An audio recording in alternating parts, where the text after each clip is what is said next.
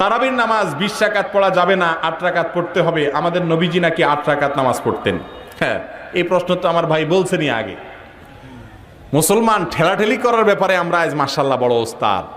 খুব ভালো করে শুনে রাখেন, যে 8 রাকাত তারাবি আদায় করবে সেও তারাবি পড়ছে, যে 20 রাকাত তারাবি পড়ছে তিনিও তারাবি আদায় করেছেন। রাসূল করিম সাল্লাল্লাহু আলাইহি ওয়াসাল্লাম তার তারাবির রাকাত সংখ্যা কত ছিল রমজানের বাইরে, এই বিষয়ে বিস্তারিত জানার জন্য ডক্টর খন্দকার আব্দুল্লাহ জাহাঙ্গীর রহমানের একটা বই বের হয়েছে গত রমজানে। বই পাওয়া যাবে কোথায়? এই যে সামনেই বই আছে মাশাআল্লাহ। এখানে এই বইটা আছে কিনা জানি না। তারাবির রাকাত সংখ্যা তিনি সমস্ত হাদিসগুলো একত্র করে সেখানে আলোচনা করেছেন।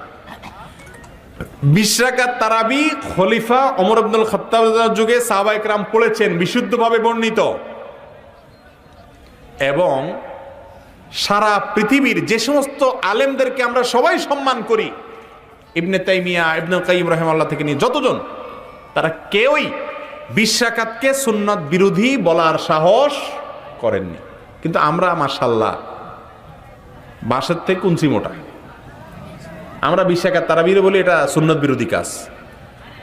এ বিষয়ে লম্বা চড়া কথা বলবো না, শুধু এটুকু বলবো, তারাবি নফল নামাজ, যদি কেউ কম বা বেশও করে কোনো অসুবিধা। আর ইমাম মালিক রহমাতুল্লাহ মতো 36 রাকাতের কথাও আছে।